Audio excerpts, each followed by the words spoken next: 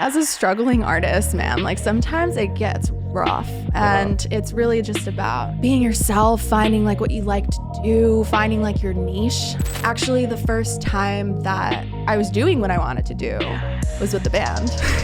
with SZNS? Yeah. Okay. I think pop is like hot, just like being hot, looking hot, presenting hot. Like that's really what we were doing. So you didn't really want to go the Lady Gaga route. The Lady Gaga, like wearing like meat and everything. I've never imagined, it's never been a goal of mine to work in a girl group. It's not like, oh, like that's what I want to do when I go to LA. We came at some point and we talked about it, and we like found different options of like what we can do, and that the best way to come about it was to part ways. The aspect of fame is a big part of what you're going to go through. There's two types of people, right? There's a kind where they have no problem just rolling with sitting back, and let the chips, fall where they may, and sort of go with the flow of things, and carry through the fame and the money and all that aspects of it. And then there is you. I'd say I'm a Sigma. The misuse of terminology, the way that people now abuse certain words, which is like, you're gaslighting me. Oh, I know. It's like, you're a narcissist. You're a narcissist. And it's like, they're a very low percentage of people. It's like 1% of population that's like a narcissist. I've realized that I think men tend to pull away from communication when it gets emotional. The whole feminist movement would be just I've got sense. I've got so many thoughts on that. There is a part of me that wants to be a housewife. Right. Just like, and like to admit that in 2023. That's what I'm saying. It's so uncomfortable. That is what I'm saying. It's like, hey, how would you? It's like a little secret. It's nice to see a guy that can be in his emotions. Kendall Jenner, for example, is attractive, but her personality might suck. Right? And that automatically makes her less attractive. You can't even avoid looking at it. Oh my God. Like in your face. Like, what the fuck is that? It's just like so unnatural. Oh my gosh. Welcome to Unattainable. Glad to have you with us and hope you continue to be a part of our family for the foreseeable future. And if so, please hit that subscribe button. Today, I'm here with the amazing Amy. Welcome. Hello. Which one am I looking into? This is yours. This is both of us. That's me. Awesome. And then the lives. Awesome. Okay. Hello. Thank you for having me. Of course. Absolutely. Thanks for being here. Yeah, I know. I got here in one piece. I know. Took me across the Took street. a while. Came here. I know. Introduce yourself, what you do, how old you are. So I'm 24. I moved to LA from New York. I'm originally from New York. I went to school for acting, and I went to a trade school in Manhattan for acting and filmmaking. And then shortly after, like during the pandemic, I moved out to LA to just start doing it. Like you could always keep going to acting classes, but there's no point. You just want to start booking things and getting the real experience. So that's what I came here for. And I've just been like going from like gig to gig, like just honestly, as a struggling artist, man, like sometimes it gets rough, and it's really just about being yourself, finding like what you like to do, finding like your niche. Sure. Because LA is huge. Entertainment is huge. So there's just so many ways that you could pursue it. And so that's what I've been doing, just like gig to gig. Got my first like small agent here with a boutique agency that I still kind of work with. And yeah, that's pretty much what I'm doing. When did you move here? I moved here during the pandemic, which was such a weird time. Okay, so three years ago. Time. Oh, 3 days ago? 3 years ago. 3 years ago. Yeah, 3 years. Yeah, almost 3 years ago. Almost 3 years ago. Cool. And then you came here mainly for acting or for music? It's changed. Like a lot has changed since then. I went to trade school for acting, filmmaking. Like there's voice and breath and movement and like some dance, like a whole experiment to figure out what I want to do.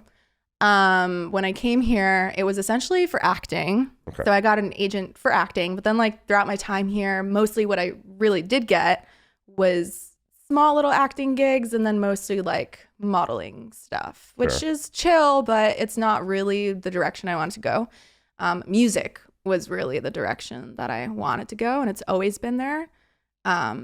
but I went to an acting trade school just to get like well-rounded in front of the camera, know how to work it, get more comfortable, you know, because everything goes hand in hand, especially with like music industry. You're doing like visuals, sound, music video, a little bit of acting, you know, like you're doing storytelling through music. So the goal was to be just well-rounded as an entertainer. Very nice.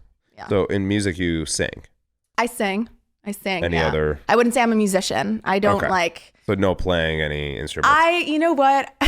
The most I could play is like picking up small pieces of songs on like YouTube tutorials for like piano. A couple chords. Yeah, like a couple of things, like anything that's necessary to songwrite. So like if I just need to like play a couple keys just so I can hear it and it'll help me, you know, write some lyrics. That's pretty much it. Anything that's like basic just to get a sound. Yeah, I mean, most songs you could play with 3 chords anyway. So right. So it works. Yeah. Okay, so right now you mainly do music or you do acting? I want to say I'm more leaned into music. I'm more focused on music right now. Yeah. And then for like a little brief time, I was like doing background, like extra work, like doing anything that like just like helps add more experience, networking, and just stay in the environment, you know? And that was more of like acting. So it wasn't exactly what I wanted to do. Actually, the first time that I was doing what I wanted to do was with the band. with SZNS? Yeah. Okay. Yeah, because that was the first time for me that I was like, yay, like I have more artistic freedom. I have like a little bit of more creative freedom here. Got it. I felt like that at a certain point that I had more creative freedom. And it was fun. It was fun to songwrite and like be in a session and experience like everybody exchanging ideas and like how different minds like work together. Yeah. So it was a real experience for me. So how long ago was that? That was, well, we like parted, I want to say we're in September. Was that like beginning of August? Okay. That was pretty recent. It's recent. Okay. It's like a month ago. Yeah. Okay. Yeah, I was like thinking specific dates, but yeah, like around a month ago, roughly. Okay. And then you were what? What season were you? I was spring. Okay. Got it. Yeah. So you were spring, and then how long were you with them? So with them like actively, because I guess when did you get? So I guess tell me the story on like when, you know, how it all came about. Yeah. So. Well, I'd never heard of the group before I like got the casting of it and like saw all the details and like we're a girl group and we're like searching for like 2 other members, or I didn't even know if they were looking for 2 other members. It just said girl group casting. That's it. And when was that? That was July. I like briefly remember it was the summer because it's just so long ago. July 20. I'm like mentioning the year. Pulling out my phone. Where are we? 2022. It's about a year. There was like, there was just, I don't even know if I'm saying this right. Whatever, I'll correct it later. There was just like a long gap between when they found 2 members that they wanted to work with and then when we were actually active and like doing things. Got it. Okay. Getting things together and like going into production. Okay. Yeah. So about a year and some months ago. I think it was a year. Or maybe it was like 10 months or there was just a long gap. Sure. And so when did you start going into, so I guess the main question is when did you. Like the audition process? Yeah. I mean, just you started auditioning, you got the call, you went to the audition and then what? And then we just didn't really hear that much because they were figuring things out with production and like how it was going to happen. And, you know, like I didn't really know too much about the management and like what they wanted to do or like how they wanted to start it until like way later in. And then we did our like first, what did we do? Like we did like our first shoot together just to like start building the chemistry and like get to know each other and how we all like work together. But that always changes throughout time, right? Like you start to get other artists. You start to get to know other artists more and how they work and their flow. So, it wasn't until like way later on that we started doing like shoots and then writing sessions together. And then, but it felt really brief, honestly, for me. It felt like I did like a free trial Is that right?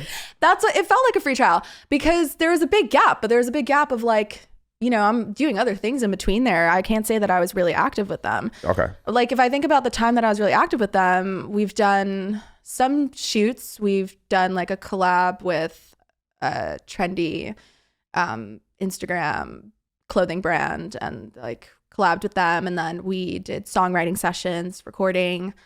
And then I don't think I'm forgetting anything. Then we did our first show, and then it was a split from there. So it sounds like a couple of things. We obviously did spend a lot of time like doing rehearsals and like dances and just like discussing like the idea and like the route that we wanted to go. Mm-hmm.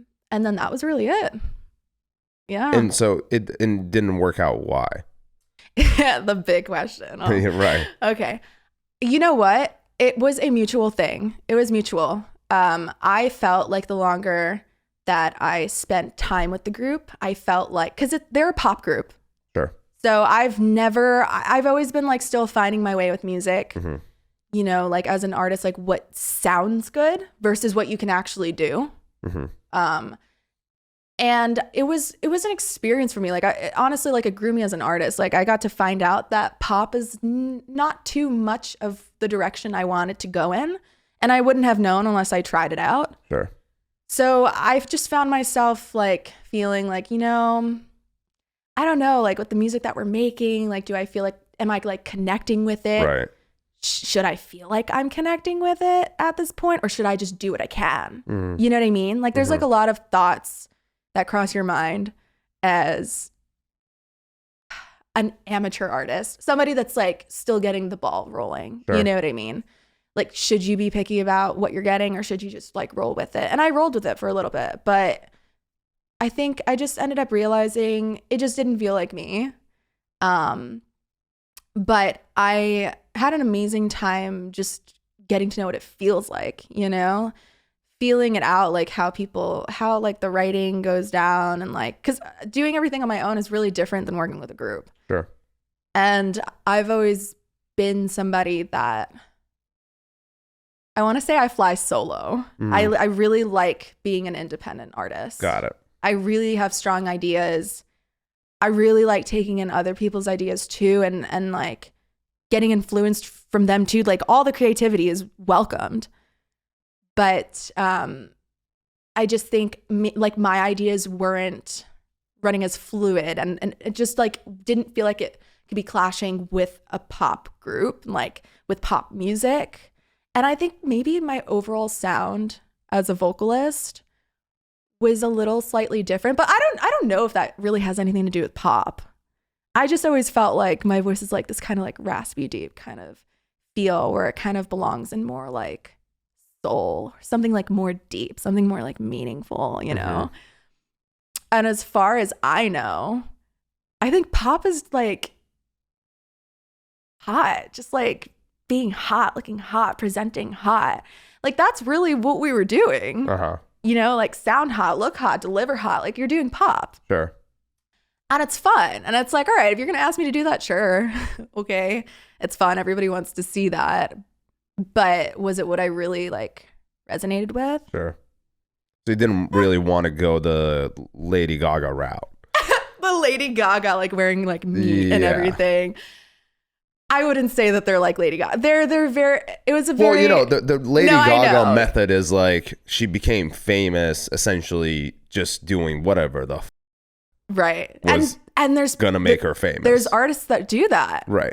And I don't know, maybe this is like my problem as an artist. Like maybe I didn't take the route. You want to starve forever. Maybe for the sake of music quality. But like maybe, I don't know, maybe I'm picky. I don't know what my problem is. I don't have a problem. Are you an indecisive person? Am I indecisive? Just in general in life? No, I'd say like when I know, I'm very precise about what I want. Okay. I'm very careful when I choose what I want, mm-hmm. but I do like to try things out. Got it. I like trying new things because then you'll never know. Right. And I think like in terms of being an artist, like it's just all like one big experiment. And that's just what I was finding. It's like my voice, my ideas. I also didn't feel like maybe my ideas were being taken into consideration at some points. You've said that like 3 times. Did I? And I feel like there is like a lot into consideration? behind that. Yes. Not those exact words. No way. I'm gonna have to watch this over again and be like, whoa. Not those exact words. But in the very beginning was like, my ideas weren't implemented, so to speak. Well, I'm paraphrasing, obviously. Okay, so I felt my ideas originally were different from what I think a pop group would be doing. But then even when I did put in my own and I communicated and voiced what's the scenario that came up that like you felt that way? I think maybe in some of our writing sessions, it just felt like it's also tough though, because when you're writing, and see, this was also a new experience for me because I'm working in a group and I've never imagined, it's never been a goal of mine to work in a girl group. It's not like, oh, like that's what I want to do when I go to LA. It's not, it was new. I just rolled with it. So again, like working independently versus with a group, like we're all sharing ideas. It's not just about what I resonate with. It's about like, what do we all? Right. And it's like, it's a little tough. Like, I don't know, like what all of your life experiences are. Like what heartbreak to me is very different than yours. And like, we're writing songs and like sharing those experiences together.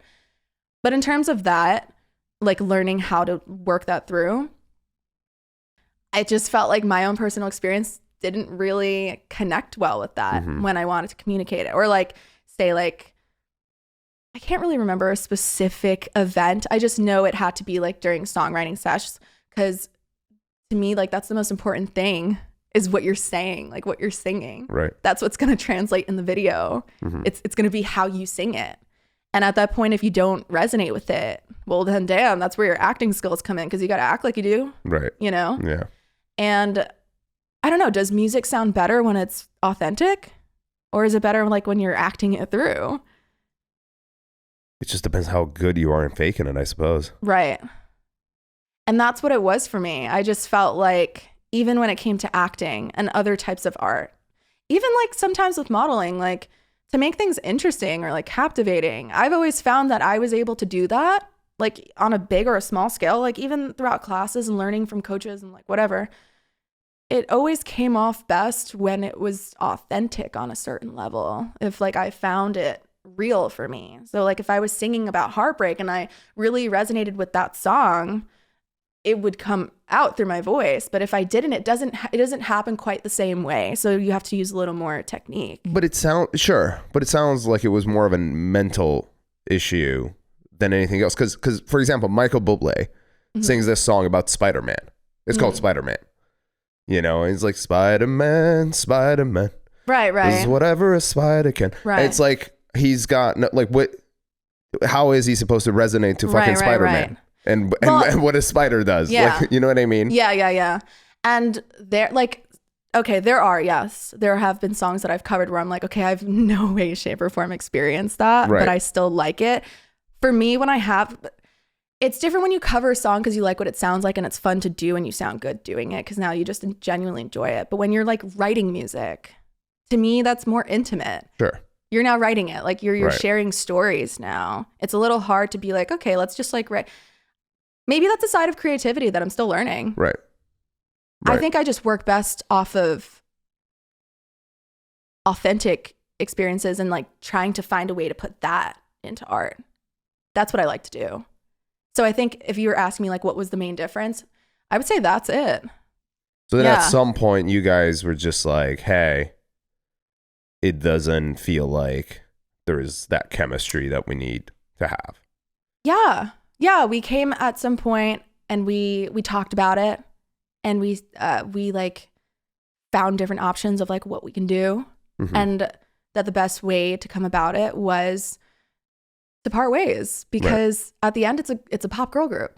And in your mind, like because you guys had a couple of singles that had like few million with their previous group. I thought there was one with you as well. Or maybe I'm imagining. The one that I partook in was Told You So. So I was there for Told You So. Got it. The singles that they had released before that, I was not a part of. Those were 2 other members. Got it. So they have, I think they recasted for the 3rd or 4th time now. Yeah, so there's a new summer There's no. There's an original. I'm sorry. There's a new spring. Yeah. And then there's even on the episode that I had with him, I mixed them. I told him I'm gonna mix them up. So there's a new spring, and then there's winter, who's, I guess, yeah, she's also relatively new. Yeah. But it's interesting to me, because there's always this aspect, especially like when it comes to music and acting, anything that has to do with entertainment, right? The aspect of fame is a big part of what you're going to go through, right? And then obviously like the mental health aspects of it that comes with that. So did any part of you feel like you were losing something? I did on like a very, I feel like this question is so big with like artists and like celebrities that are huge, which I can only imagine what they go through.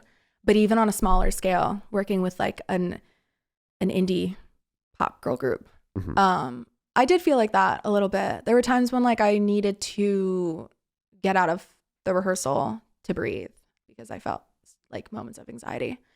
And sometimes there's good anxiety. There's anxiety because you care. Sure. You want things to be presented good. You want to do your best. And people like working around people like that. People want to work with people that like want to do the best, present the best, like win. But along the way, yeah, sure, I did feel like that because I think the longer that I stayed somewhere that felt inauthentic to me and what I wanted to do as an artist, it didn't do well for me. It did not. So like mental health related, yeah, I did. So then after when you part ways, did you feel any relief? I did. Okay. I did. And that's how I know that it was the right choice for me. Right. And I miss music. Like I miss having more creative freedom because being a solo independent artist is not easy. Yeah. It's right. Like it's like you're back out in the wild again. Yeah. And you're like, still establishing and like running with new ideas. And now it's like you're an entrepreneur. You're figuring it out on your own. Right. But yes, I did. I had relief. Yeah, because I mean, there's two types of people, right? There's a kind where they have no problem just rolling with sitting back, and let the chips fall where they may, and sort of go with the flow of things, and carry through the fame and the money and all that aspects of it, and then there is you. Yeah. And I would say that's exactly what it was. Right. I don't think in most areas of my life have I been a person that was like super nonchalant and chill and just like, yeah, whatever happens, happens. And I think that it's a great trait to have.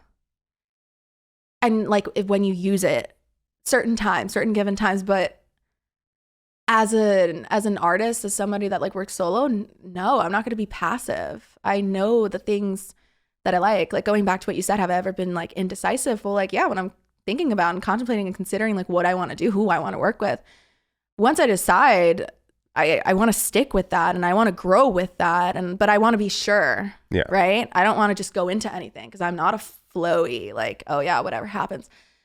And yeah, that was another key difference for me. Mm-hmm. Yeah. Are you more of a submissive person or a dominant one, or are you like in between? That's an interesting question. Well, also keep in mind there are two different categories of that. So there's the work life, and there's the love life. Right. And I'm here going into like, whoa, love life. Right. No, but I understand. Maybe somewhere in between. Maybe a little more dominant. Okay. I would say. And that's probably the most challenging part, because when there are too many dominant forces, it can be. Yeah. Then you start butting heads. And there is, and if there isn't an alpha. Yeah. That we're going into this chat. We're going into the alpha chat. Are you an alpha? Are you a beta? Who are you? I would say my friends all describe me as the alpha of men. So. Oh, really? Yeah. I like how you say that very like in a humble way. My friends would describe me as. He's like, if I say that I'm an alpha, that means I'm no longer an alpha. I gotta be very careful about how I word this right now. Oh my gosh. I mean, you would have to get to know me really to sort of. No, I know. That's a personal question. I don't know. I don't know your friends. Right. So I'd say I'm a Sigma. Uh-huh. Have you ever heard of that term? No. That's why I was confused. Well, a Sigma is like, okay, so you have the pack. Right. Sure. I feel like I'm laughing for for your internal joke. I know. I'm like laughing in my head as if like there's a whole crowd that gets it. But nobody's okay. So there's like the pack, and then there's the alpha, the one that leads the pack, and then you have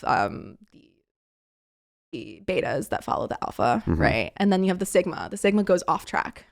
So they don't lead anybody, but they don't follow. They kind of just do their own thing. Interesting. Yeah. Interesting. Yeah. So you're the loner. Clearly, I've read a lot about this to know that there's an extra term. But yeah, I would say that that's my thing. Like I said, I like to fly solo most of the time, but it depends. It depends. Like obviously the industry, like you're working around lots of people, networking, and I just mean like with vision, right? Sure, but that's who you are in your work life. But in your love life, are you still that person? Okay, so we are entering that chat. I'd say in between. Personal, like love life. I still see those same like work qualities bleed into the love life a little bit. Meaning what? That I can be a little more dominant. Sometimes like it's good to just go with the flow. And start, you know what? I take that back. That means a whole different thing in love life. I don't go with the flow. I don't like that. I just mean that it is okay to let whoever you are romantically interested in, whether it's man or woman, or to let them take the lead, whoever the dominant one is. I think it's okay. I'm saying that in a really careful way because like there's lots of strong independent women that find it offensive to it's a big topic. So it's a big here's topic. what the problem is. And there's a problem. There is a problem. There's a massive problem. Let's talk about it. The issue is that the submissive and the dominant aspects, the sides of the spectrum are very clear. Okay. If you're submissive, you go with the flow, you need somebody who's dominant. If you're dominant, you need somebody who's submissive. Right. That's going to be what you attract. Submissive, leading a submissive would be a disaster. That would, yeah. I Dominant, wonder what that would look like, though. Trying to lead a dominant can be problematic. Yes. Okay. So usually the opposites attract. Now, you know, the times where if you don't attract an opposite, you end up having issues is if, for example, a dominant is trying to date a dominant and they can't really find a balance of how to give and take when needed. Right. With the submissive ones, it is a little bit more difficult because if two people are submissive, nothing ever gets done. It just it's it's a goddamn mess. It's yeah, exactly. So seems like you have some like personal backstory to that. Have you witnessed that? A submissive with a submissive? I attract a lot more submissive women than I do dominant ones. Well, if you attract a lot of submissive, that means you're very dominant. Yes. Okay. Yes, I'm extremely dominant. Okay. So that's why even if I do meet a woman who is dominant, then I have to really find out where they stand on the spectrum, because then I know that we would automatically clash. Right. You know what? I really like using terms instead of dominant and submissive. I really like using masculine and feminine energies. Right. I wouldn't agree with that. Really? Because a man could be submissive Yeah. But they're not, that doesn't mean that they're feminine. No, it doesn't. Yeah. So I just mean like, it's like, there's like this meme. Yeah, but the terms don't equate in that. They don't? That way. No, not at all. Dominant and submissive? Well, I mean, we just established that if... Well, no. Well, yeah, because you could be dominant and be female. You could be submissive, be male. Yeah. All right, carry on. I'm going to make my point later as I like... I get what you're saying. Do you? They're a part of the category, but they're not equal. Yeah, a woman No, they're not equal be, terms. Yeah, but a woman could be dominant and, yes. and still feminine. Yes, but it's not a completely feminine trait to be dominant, I wouldn't say. I highly disagree. Really? Yes. It really has nothing to... So when you're a dominant person, you're very decisive. You know where you want to go, what you want to do, and you're a leader. Mm-hmm. And that has nothing to do with feminism, because you could still have feminine qualities, which is being soft, which is being I think like feminine is about receiving. It's a very submissive thing. And I just feel like if the feminine is about receiving and dominant is about, I think dominant's the opposite. It has to be. Then how? But I mean, if that were the case, the whole feminist movement would be just... Well, I've got so many thoughts on that. Oh my gosh. Because there's some toxic... Of lots course, of absolutely. toxic things in there. And that's what happens with any movement when it kind of pushes a certain degree. Yeah. Yeah. Yeah, it's all about balance. And it goes over a line, and you're just like, yeah, where are you going? Yeah. You know, because and there's that's always... why I was, sorry to cut you off, but that's why I was being really cautious about saying like, you know, the independent women, because to a certain degree, it's okay to be independent and like do your own thing, but it's also, I think it's also good to know that you can lean on someone and like ask for help and receive. Right. And that's the thing. So being independent, for example, could be a dominant trait. Right. However, you could still be feminine. Yeah. And possess that trait. So it kind of, it goes all over the place. But the point that I was trying to make was that what has happened is, especially with the feminist movement, the submissive women are being told that they need to be a certain way.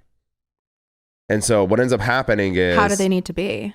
That they need to be independent, that they need to be more sort of making their own decisions, not listen to a man, and, be their own person. And you're saying that this is what the feminists are pressuring. Feminists, yeah, exactly. Okay. So, they're saying that women should be this way. Right. Women should be that way, but it's not that simple, because some women are comfortable where they are.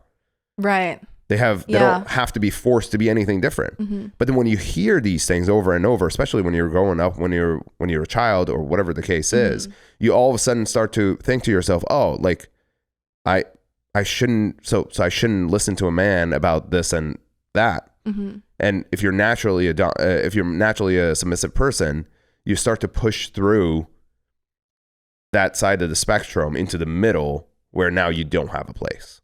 Mm-hmm. Now you're just lost. Okay, that's definitely another way to look at it.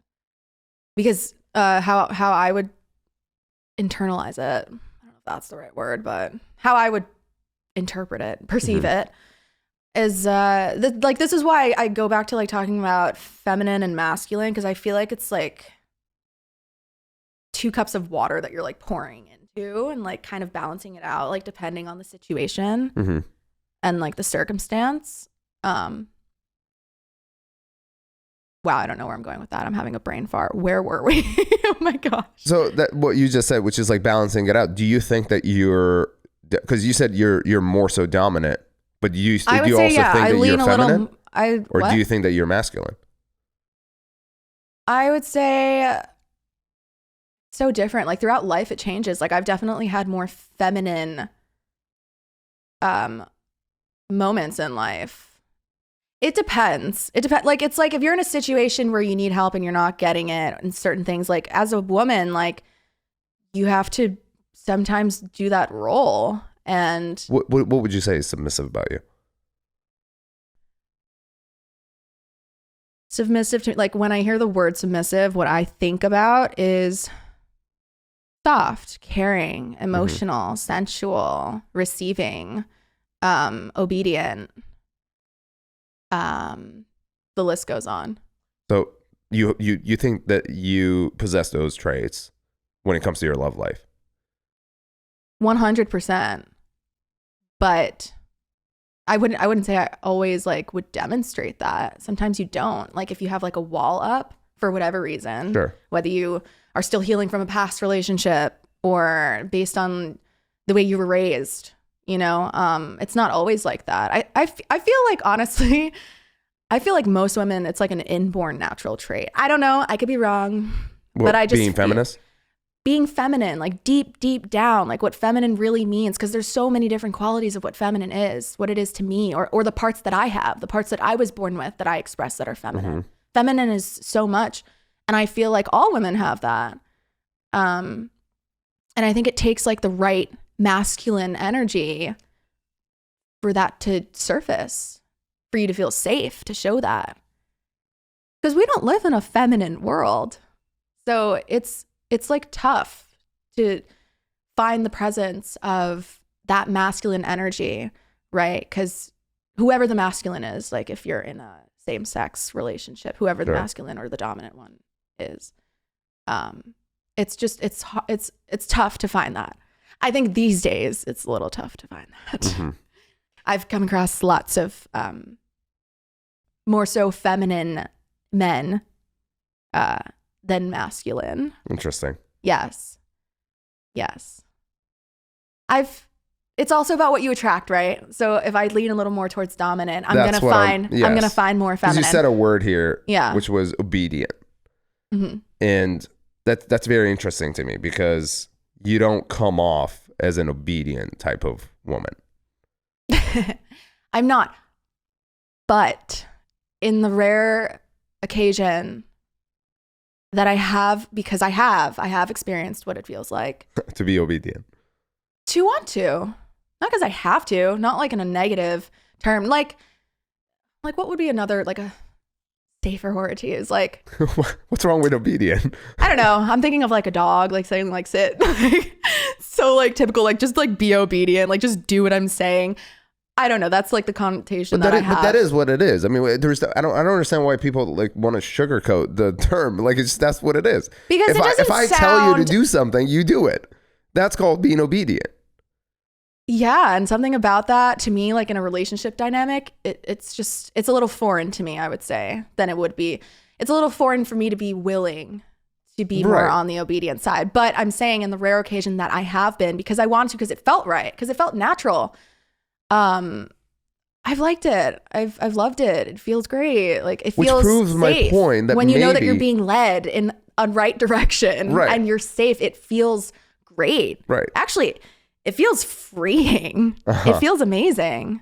But when it's not by the right person, oh my gosh, no, that's a mess. Well, yeah, it always has to be by the right person. But it also proves my point that perhaps you do possess submissive traits that the society little by little push you towards more so the middle.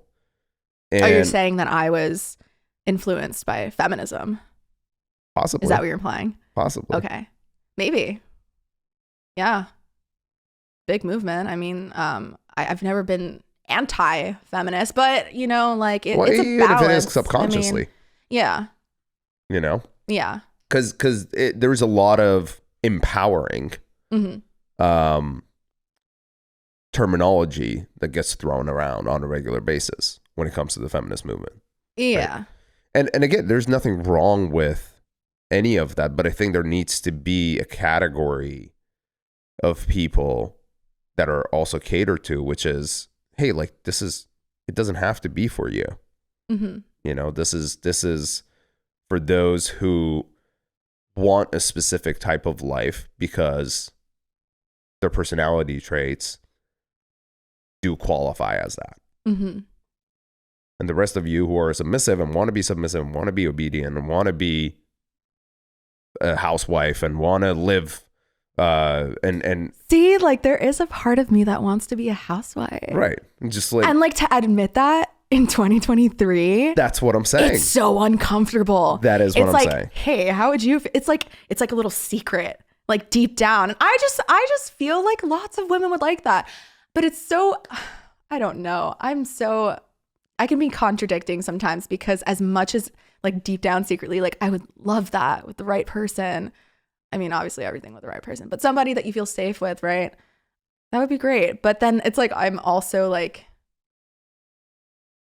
I like to go in my own direction. Like I also have that quality of being like dominant, like knowing what I want to do, or like going my own way. And I don't know. It's like, it's about balance, but it's just, to even admit that in today's world is, I don't know. I think it's frowned upon a little bit.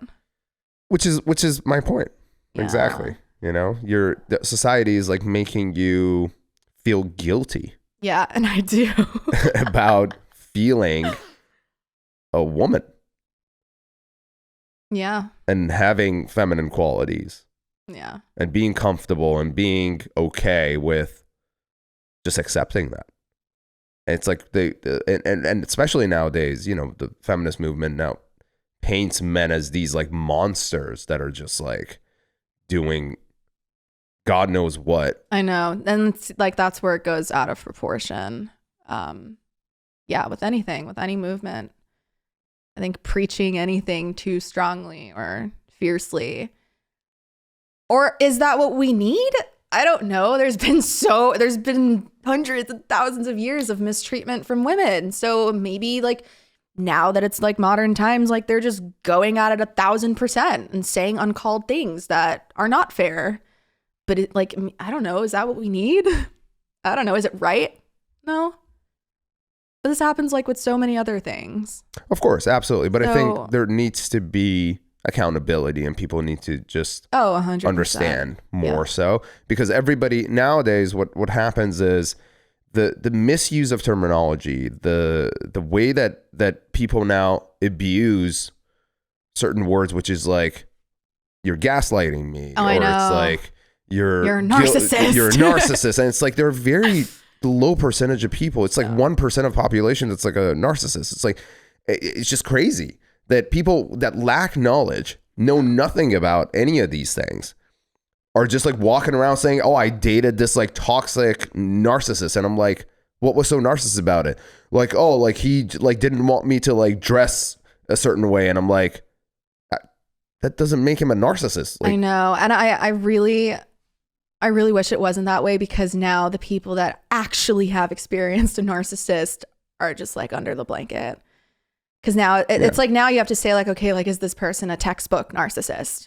Or are you just casually throwing around narcissist? It's kind of like bipolar. Right. Someone's a douche, you're bipolar. Right. Someone's difficult or has like a polarizing idea, you're bipolar. I take that seriously. I came from, I mean, we're not going to get like so deep into family history, but I did come from a background of mental health and family tragedies and things. So it's just, I've grown up in a way where I really do take mental health seriously. And I mean, who doesn't in this time now? It's like a trend. It's like a whole trend to be like an advocate for mental health. There's like so many pages and memes and like, and it's great. It's great. But are you really like, you know, like, are you what you preach? But unfortunately I am. I've gone through like life experiences that have just really woken me up in certain ways. And so it really bothers me when people use terms so out of pocket like that. Yeah. Because the whole point is to be heard. That's the whole point of even advocating mental health, is so that people feel like they're united and seen. And that's just not going to happen when we're throwing around, you're a narcissist or like you're bipolar. Because like now who really is? Like who really like, now what? Right. Oh, that's so tough. It bothers me so much. Yeah. And it becomes challenging because the people who are now going through something that's actually real can't really voice what is happening, because now they're going to be like, oh, like there's like everybody's just like nobody believes you anymore. Yeah. You know? Yeah. So it makes it difficult. But I think ultimately all we could do is just sort of express that, hey, it's okay to be comfortable with who you are. And you don't have to be associated to a certain movement, or you don't have to be associated to X, Y, and Z in order to feel this way. And you could feel however you want. Yeah. And I think like, I will say like, when it comes to social media, there's so many pros and cons of the whole aspect of social media. But I think one of the pros is like, you know, at least like we're talking about it. I feel like what you do about it is really what matters. It's a bit like we're talking about it, you know. Yeah. we're like on a live now, but like there's also pages and there's a lot. But I feel like when it actually comes down to, you know, like, did you call back that friend that needed help? Like, right. Did you show up? Did you go to that friend's house at like 2 a.m. to see like what was good? Did you like check in on your mom? Did you call your brother? Like, oh my God, like this is even, you know, I don't know, like there's just like a lot of people that just talk and we say things that like aren't even that effective. Yeah. I hope you feel better. Thanks. Or like, I don't know, like these like short little phrases and sentences that are so overused. And I think that's what makes people feel lonely. And I think that's what really, because it's like, then what? Do you feel lonely? Sometimes I do. Yeah. In this city, there's been lots of times. Yeah. This is a melting pot of a lot of shit. And like I said, one of the reasons why I parted ways with that previous group is because I didn't feel like I was doing something authentic, which is what makes me feel like I'm connecting, right? At least for me, that's what it feels like. And sometimes it's hard to do that out here. And I, you know, like I've gone to like these LA events and like parties and like these like mansion things and like the hills and like all this and all that. And it's like, no one's really like mentally, I mean, who's going to be mentally there? Everybody's there to have like a great time, just like party it up, whatever. Right. But sometimes you can make really cool and dope connections and like meet somebody and be like, hey, like I saw so chat in, like it's fine. But then like to know these people like outside of this environment and like connect on a real level, to feel like you're really building like a meaningful connection, not the best place to go, but when you're moving to LA, because you're coming here to like network, you know what I mean, like start it up, and like these are the people that you need to be talking to and like networking with and like building relationships with. Sometimes it can feel tough. Sometimes it can feel lonely. And I really like listening to like podcasts and like other people that are like within this like entertainment world and hear like what they have to say. Cause like so many times I hear that same topic pop up as like lonely and like feeling disconnected, or like feeling like, cause alone and lonely are two different things, right? You're physically alone. Like lonely is like everybody's around you, but you still feel like you're not connecting. Yeah. And I've felt that. And that's like some of the worst. It's like the worst, because it feels like, now what? Like you're around people, like what can you do? So it just becomes something more internal, I think, if you're not connecting. Yeah. Well, what would you say makes you feel lonely? Because the way I sort of hear it is that you don't have those people in your life that you feel comfortable and close with. And right. Well, some of like the closest people that I have been with are back in my hometown. So like they know me. They know my story. They know what I've been through. They know like what I'm capable of or who I want to be and like what I'm striving for. And moving and like meeting new people and like starting an entire new chain, like networking, like work-wise, right? Because I would say that I'm mostly close clipped with family than like confiding and like really building like these like strong, meaningful relationships. I don't, you know, it's just, I think from my experience, like, I don't know, what do I know? I just feel like LA's not like the best place to do that. That's just like what I've experienced around. Like, I don't know, maybe I've been around like lots of toxic environments, which is also very possible in this That's what it sounds like. Yeah. And so like maybe I have yet to discover that like it is possible. Like it can totally happen. And I would love to find that out. And I have like briefly, but people like it's a busy place. Everyone's like up and running, like out for themselves, like getting things done. You know what I mean? And sometimes people forget to like stop and check and like see like, hey, like how are they doing? Or like how's it been going? Like some like you'd realize like months go by and it's like you never get a break and you're like tired and yeah. So to feel like lonely in between there, definitely it happens. And I think it happens to like most of us. Yeah. A friend of mine, I saw her yesterday and I said, what's up? And she goes, you know, the usual. I was like, what's happening? As if I've never heard this before. And I know her well enough to know that like there's something going on. Yeah. And she was like, well, I was like, you just like went MIA, like what's going on? And she goes, yeah, so like this happened. And I was like, and I've told her this, what I'm about to say, to her multiple times. I said, you know, if you ever want to talk, like you could just reach out, you know that, right? And she was like, yeah. And you know, like I said, I've said that to her multiple times, but she never does. And I feel like sometimes people just don't want to be a burden. You know, they just don't. I can relate. Yeah. Yeah. They just don't want to put their problems on somebody else who's supposed to see them in like a fun light or like, oh, like I'm supposed to be just like always feeling good around these people. Yeah. And like, for instance, with women, it's always like looking good and like being a delight to have. And having a smile. Don't fucking tell me to smile if I don't want to. But yeah, I can definitely relate with that on her end. Right. With like having somebody reach out and just not. Because sometimes you're not ready to. Sure. Like we're all like on our like natural timeline. Like with learning life lessons, you know, like you could tell somebody like, and like they're still going to do it until they really just get it. And I think it's the same way with healing.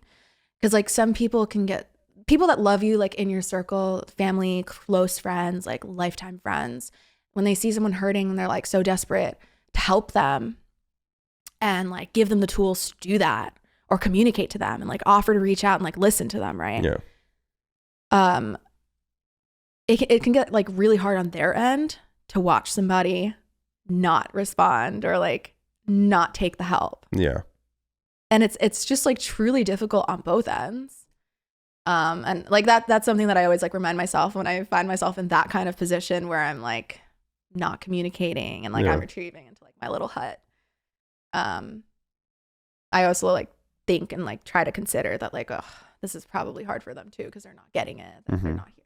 But sometimes you're not ready. And sometimes being alone or like just like being self-kept, sometimes it helps. Like just do what helps you, you know? Yeah.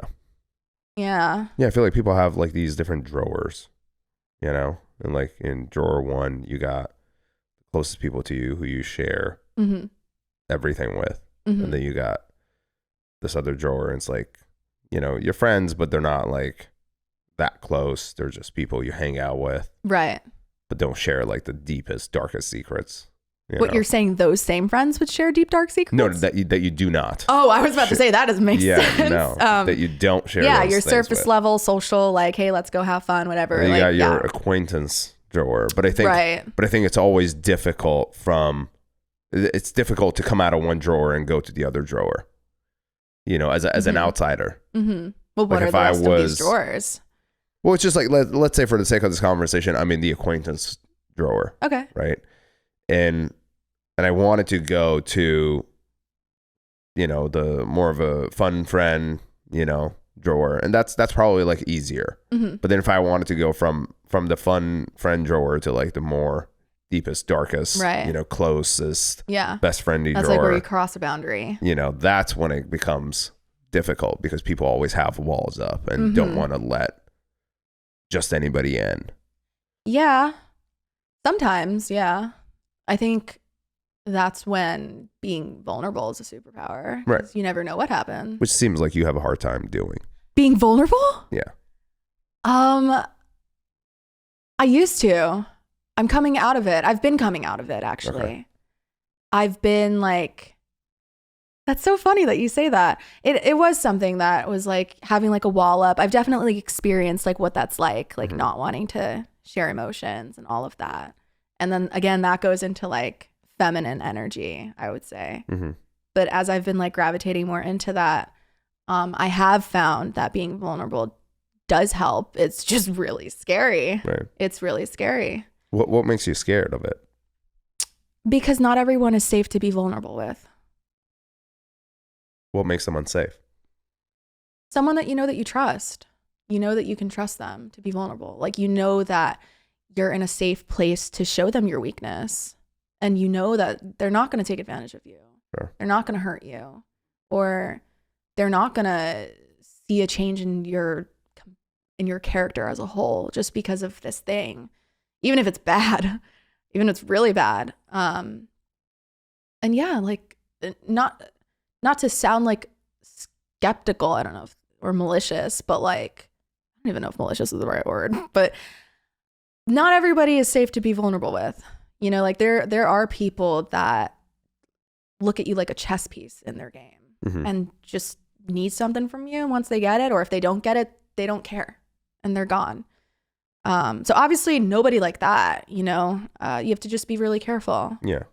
And then there's the really brave people that are vulnerable no fucking matter what. They don't care. And that's like a core of who they are. And I admire that. That's hard to do. It's really hard to do. Yeah. What's a high value man for you?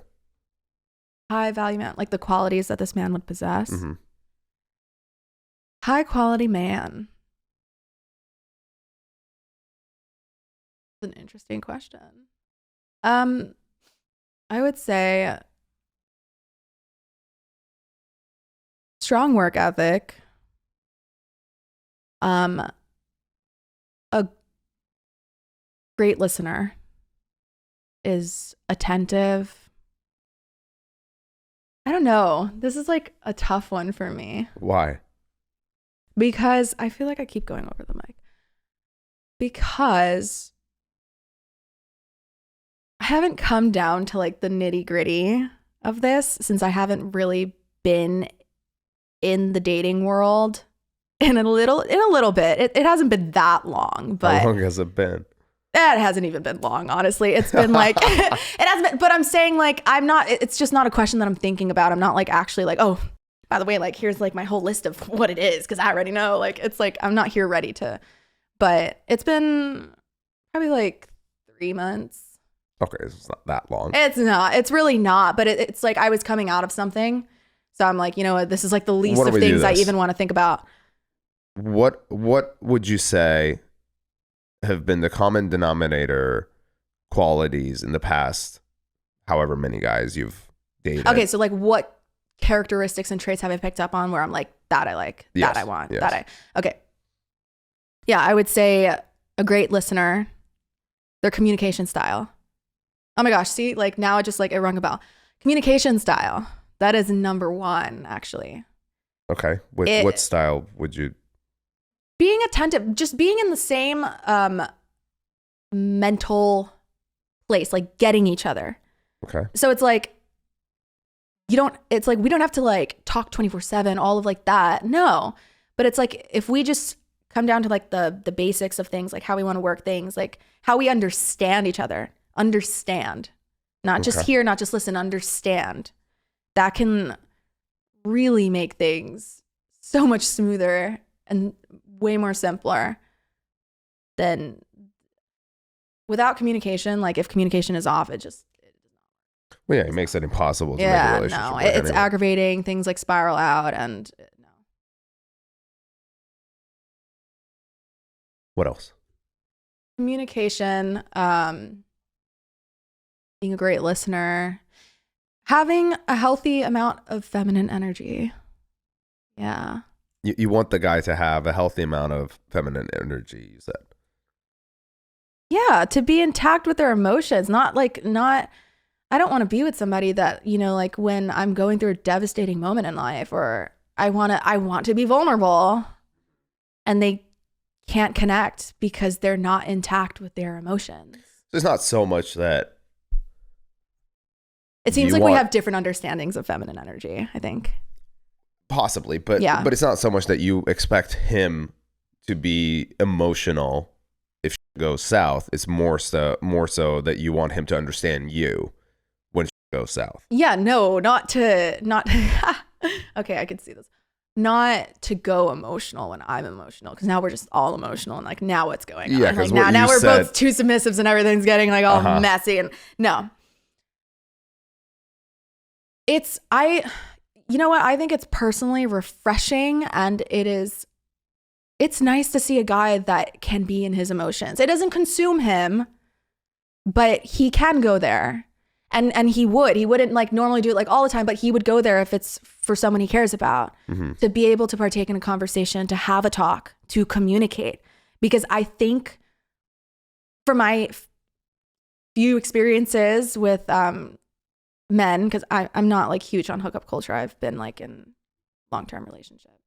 So with my few experiences, I've realized that I think men tend to pull away from communication when it gets emotional, if they have like an unhealthy relationship with being intact with their feminine side, if that makes sense. I understand what you're saying. The way you're wording. Do you know what I'm saying? Yeah. I'm like, it's like spaghetti in my head. I'm like trying to like. I understand what you're saying. Yeah. So that's where I find like the communication starts to become like not balanced out. And yeah, so being feminine, like I would say like having some feminine traits of like being able to go there, being willing to go there. So the men that you have so far experienced possess most of those qualities? No, I would say see like those are things that I picked up that you wanted that they did that I'm not like possess. Oh, like they don't have that, but they have this, and it's always like that's the reason why you were trying to make it work, and like you continued it when it really should have ended because they had that. Got it. And then it ends, and you realize, okay, that person wasn't for me, but I did like that quality, so I'm gonna remember that later on when we decide to go back into the crazy freaking jungle of the dating world. I'll remember that like, okay, that was something I liked. So I have experienced somebody that was a very great listener, and it was refreshing, and I was like, wow, like I really like that. But, you can have that in your friends too, and like this and that. Sure. But it's all the better when it's coming from your partner. So when it comes to how much money they make, what they look like, how tall they are. Okay. More of the superficial surface level stuff. Do you care about any of those things? Because obviously the aspect of like, hey, driven, goal oriented, and somebody who is thriving for success, that doesn't necessarily equate financial freedom, because you could be a great painter, but just you could be a lovely person. Yeah. Those things do matter, but it's not everything to me. It's not the whole damn world to me. It's important though. It's important that I'm attracted. I'm physically attracted. It's important that, what were the other traits that you high money, a high earner, age, all that age, stuff. I prefer older. I just feel like how long older? How long older? Okay, I've gone to the extent of 33. Okay. I'm 20. That's not that much older. I'm 24. That's not that much older to me, but I don't know. Everyone has different opinions. Sure. Would you do like 60? No. Okay, so that's too old. What? Oh my gosh. What 50? Would the sex life be like? I mean, you never know. No, I guess you'd never know. Oh my gosh. I was watching a TED Talk about this woman who's an activist. I think she worked I think she was a doctor. She was on this TED Talk talking about how like you're never too old to have, as long as you're healthy, you're great, you're good. See, I think nowadays it's a lot easier to imagine a 60-year-old man who is still fit and who is still working out and putting it in. But you know, I think people mostly picture a 60-year-old man as like this old, just like kind of done with what's so type person. Funny to me is I feel like what I thought 60 was when I was younger was so old, but now, like, I'm not old. I'm in my early 20s, but like now when I think about 60, I don't think it's crazy old. I feel like there's 60-year-olds. I'm not saying I would go for a 60-year-old, but I'm just saying I feel like these days we're taking care of ourselves a bit more because we're more aware. Yeah. And I feel like things have just changed. Yeah. So it's like our lives are not declining all that much, like around 60. Well, do you know who Brian Johnson is? I do not. Okay, so he is he's a millionaire who spends about $2 million a year on, well, essentially reversing aging. Oh. But he's so far slowed down his aging significantly. I believe he's about 50 years old or something like that. Mm-hmm. But he looks probably like, I mean, in my opinion, you know, could pull off mid 30s even. Wow. You know, late 30s. I got to see this guy. Yeah, he looks great. Oh my gosh. He has a very crazy diet and just routine, mm-hmm. which like I follow certain aspects of like what he does, but like to me right now it's just like that's what he's going through is just like way too fucking insane. Yeah. What he does, like ice baths and like tests like his internal like heat and like so all like that tested, crazy. Yeah, he gets tested on daily basis. Oh my gosh. And but he's actually putting in work in order to reverse aging. So this is like a whole literal process. Like, yeah. That's amazing. Yeah. So, but the point I'm trying to make is that mm-hmm. he's 50, for example, mm-hmm. right? So if you saw him, you'd be like, oh, you look great, blah, blah, blah. Mm-hmm. Would you go for that? Wait, how old is he again? 50. He's 50. Okay. Yeah. But he looks like he's like 38. Right. Yeah. Okay. So the age thing doesn't really matter as long as you look like you're function. No, so, you're wait. a functioning man. You're still able to get it up. No. Just appearance, like being attractiveness, yes, solid. Yeah, I mean, you have to be attractive. That's undisputed. Well, no, see, like you would think that's a given, but there's actually a lot of really attractive women that go for not really attractive guys. It's a really common thing. Sure, but those guys are attractive to them. No. Some of them know that they're not. Who do you know that does that? Well, I can't say that, but I'm saying it's a thing. No, I'm not. It's you don't have to say a happened. name, but like there's a person that you specifically know who dates somebody they're not attracted to. No. See, it's not even like specifically. It's like this is a thing that it happens because they feel like they're more secure with this guy because maybe he has like lots of money. They're dating an unattractive man. Yeah. From insecurity. Yeah, it happens. Everything's out there happening. Having lots of money is what they're attracted to, though. That's what they're attracted to, but we're talking about physical appearance. Not particularly. I mean, I get what you're saying. You have to be physically attracted to the person, which is understandable. Mm-hmm. But not everybody has to be physically attracted to someone. Sorry, is that what you're saying? You're saying not everybody has to be? No, it doesn't. Because the physical attributes mm-hmm. in people sometimes just don't matter as much. So like a good example of it is I could be attracted to you based upon your personality more so than whether your face is symmetrical or not. Mm-hmm. Right. Mm-hmm. So like there are things that I would find attractive in a person. Like I could recognize that like Kendall Jenner, for example, is attractive, mm-hmm. but her personality might suck. Mm-hmm. Right. And that automatically makes her less attractive. Yeah. If that makes sense. Yeah. So yeah, like no, like and like in a similar way, I feel like I've seen not that attractive. It sounds so mean to say that, but in my own opinion, somebody that's not really that attractive to me, they have an amazing personality or they have like a sexy personality, and all of a sudden it's like they're hot. What's unattractive to you as a man? Traits, personality, no, like, look wise, yeah. This sounds so mean though. No, why? It's true. Truth. See, this is what I hate is when people take reality and say, "Oh, like you're an asshole," or like you're a dick for like saying these things, and I'm like, I don't it's not about whether I say it or not. It exists, and therefore, no, I know. Yeah, you're right. Is the reality. You're right. Yeah, I respect that actually, because I'm all like, I like the truth, and I like, it's just being unfiltered with those kinds of like. Yeah, I mean, people's emotions are going to be hurt, but it's not that. I mean, change, not being fucking 400 pounds, like that's. Yeah. You know what I mean? That's just like.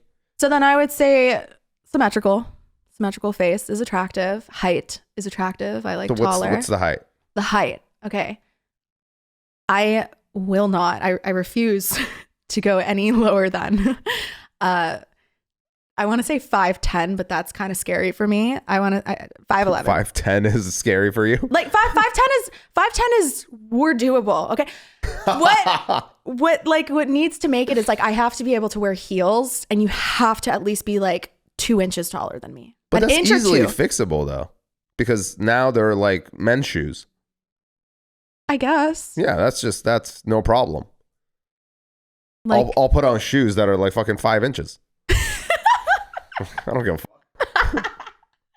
I mean, yeah, I guess if you're wearing like those cowboy heel type shoes. Yeah, I mean, which is women cool. could do it, men can't do it. No, I didn't say that. I was saying my preference. Well, yeah, that's the whole heels thing. That's not a thing anymore. Used to be, but now it's not a problem. No, I've seen it. I've definitely seen it.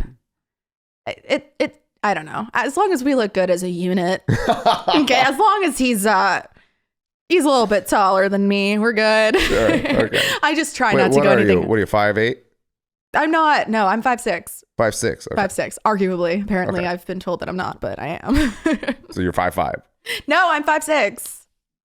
What do you mean arguably? Well, no. You either are or you're not. It's a stupid inside joke of like a memory that I have. Okay, but you are actually 5'6". I'm 5'6". Okay. It's literally on my license. Cool. Okay, so the 5'10" is already taller than you. Way taller than you. It is. But if like we're having a night out and I want to look cute. He'll put on his shoes. You put 4 inches. I put like 4 inches. He'll put 4 inches. He'll still be taller than you. Why would he? Why? I don't want my man to need inches.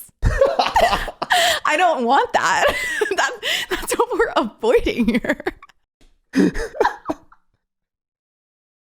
Okay, he's gonna have inches on his shoes regardless. So you put 4 inches, he's gonna have to wear shoes. What are you gonna fucking walk around barefoot? No, but like he doesn't have to have heels. He could just have a regular. I don't know. Regular shoes are like 2 inches. Oh, okay, sure, yeah. I guess. I just, like, what if we're at the beach? And you have heels on at the beach? No, In what fucking world are you walking around with heels on at the beach? I can bring some cute wedges, okay, to the boardwalk if I want to look, a little extra sexy that day. Uh-huh. No, I'm playing, but... He could wear his easy heeled shoes. Yes, so. Wait, did you just say Yeezy? Yeah. Oh, I don't know. Are people still buying those things? Maybe. I don't know. The last time I checked, they look like they're like were they spaceship looking shoes. Like they're so big and cushiony. Yeah, I don't know. I don't know. I don't really like them anyway. So yeah, but as long as he's just a little bit taller than me. Okay, cool. That's fine. Wait, do you have a height preference? What is it for men? They don't want their lady to be all taller than them. Some people do. Yeah? I mean, I've dated girls who were pretty much my height. Okay. And then, or like half an inch maybe shorter. Yeah. And so with heels, she'd be like, and this is before all these like shoes came out for men. But my ex, I dated 2 women who were, one of them was 5'10", the other one was 5'10" and a half. Yeah.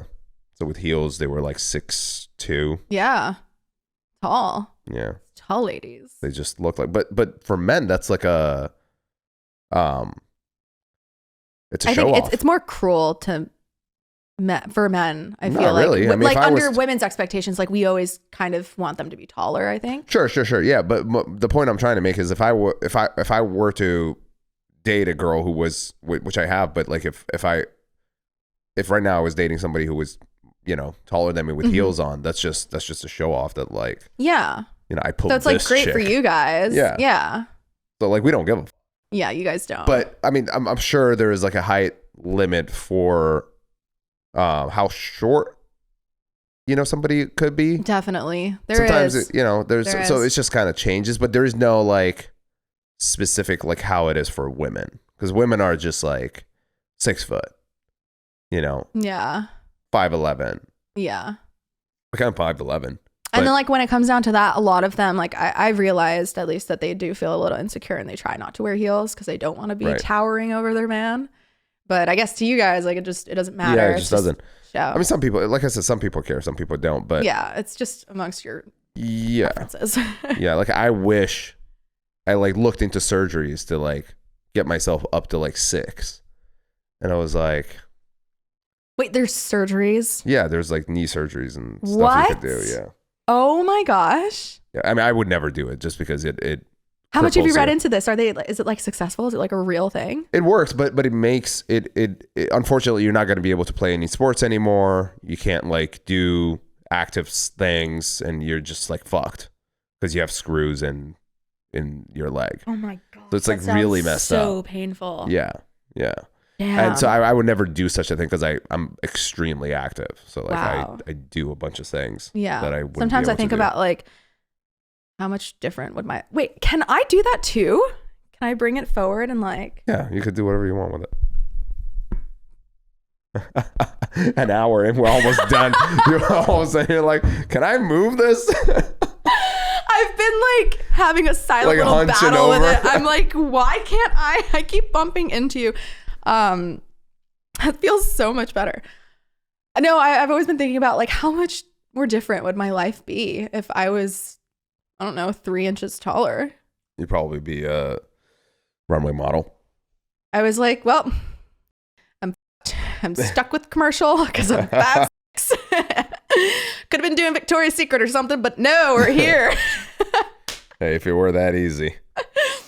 Oh yeah, let me just get like some screws and put it in between my knees. It's great. It is pretty crazy. Would you still be able to walk a runway like that? I don't know. Is that too physically active? Yeah, I don't know. I don't know if it's like the speed of it all is like too fast, but yeah, there's all types of surgeries. Yeah, you just get. There was a guy, I can't remember his name. We were doing a reality show, and he shows up for like one of the episodes we were doing, and everything was done. Everything. Like I'm not even joking. There was not a single part of his body that was not done. Like his face. His face. That was like the least of the problems. His calves were done. His bicep.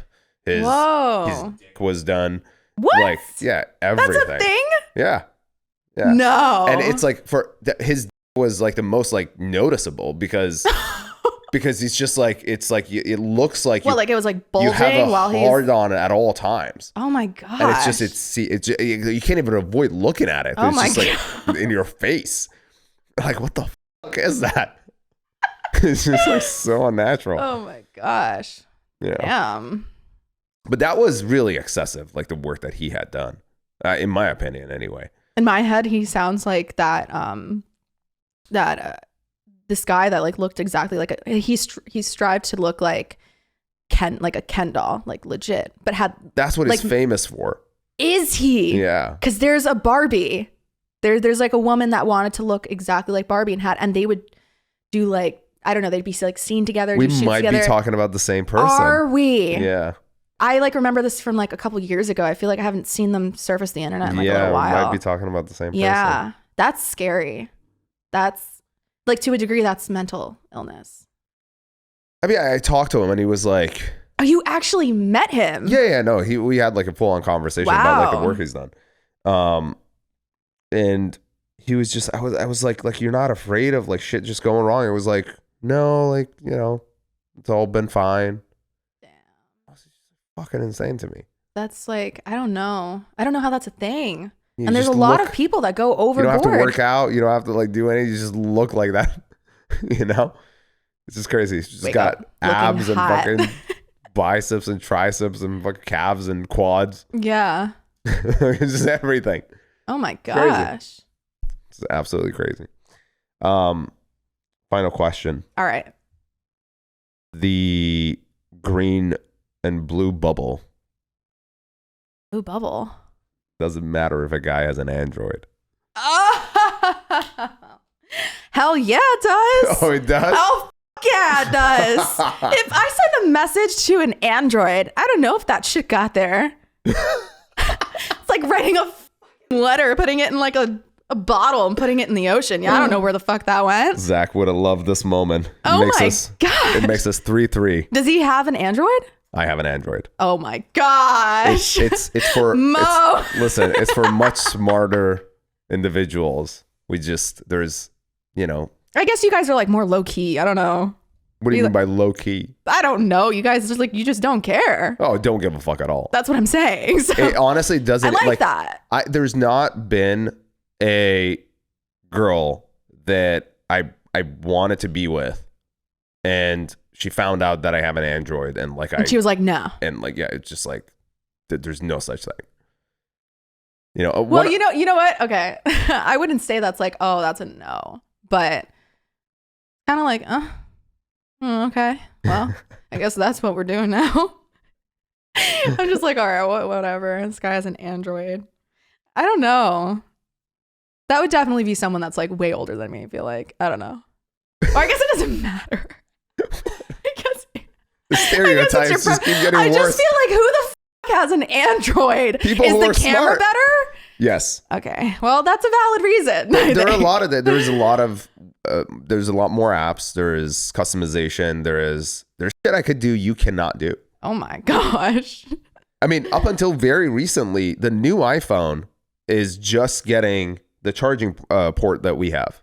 I don't know. Yeah. So now all of a sudden you guys are coming to our side. The only thing iPhone has is iMessage. Yeah. And that I could do on WhatsApp. I don't go. True. But I feel like didn't iPhones start that?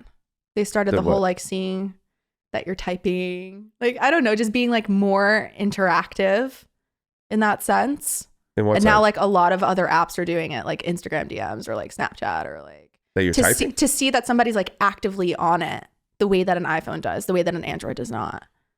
Well, no. So it started with actually BBM. What? BlackBerry. Oh, wow. You might be too young for this. Yeah, unfortunately, I didn't get to experience that. It's actually a shame because it was a vibe, I feel like, right? BBM was just revolutionary when it came out. Wow. And the fact that BlackBerry just went under was like just, bad company management. But I mean, that's nor here nor there. It's like, this is a disgrace. I love my BlackBerry. BlackBerry was the greatest phone ever made. I remember my mom had one. Yeah. Yeah. And they just couldn't figure it out. And BBM was ahead of its time and just had, I mean, you could talk to anybody anywhere in the world. And it was just this perfect thing. And then that's where iMessage came from. Oh. Yeah. Wow, I had no idea. And then BBM just got destroyed, or BlackBerry got destroyed, and then that was make a comeback. Yeah, I don't think that's gonna happen. No. Yeah, no. Probably not. That's over. Unfortunately. Yeah. So with that said, we're 3-3 now, which is disappointing. But Zach would have loved that conversation. Was he planning to? Was it like the delay? The what? Where he had to go because it was too much. Yeah. So he. It would have been nice to meet him. Yeah. We could do another episode. Yeah. Where you want to see like what are like his thoughts on these topics. He has great thoughts. Do you guys tend to like? Do you guys like have like polarizing thoughts? Do you guys agree on some things we agree on, some things we don't. It really depends on the topic. Yeah. And but he's he loves to be controversial. Controversial. Hey. Yeah, he just he loves the drama. Mm-hmm. So he definitely brings that out. He probably could get a few good reactions out of me. Yeah, I'm much more calmer when it comes to things. Yeah. And he's just very hyped. Oh, gosh. So that would be interesting. Yeah. I'd probably be like, oh, no. No, he's... this dude's going to go off on me right now. Okay. He's great. I love him. All right. Thanks for coming on the show. Thank you for having me. Appreciate it. Yeah. See you soon.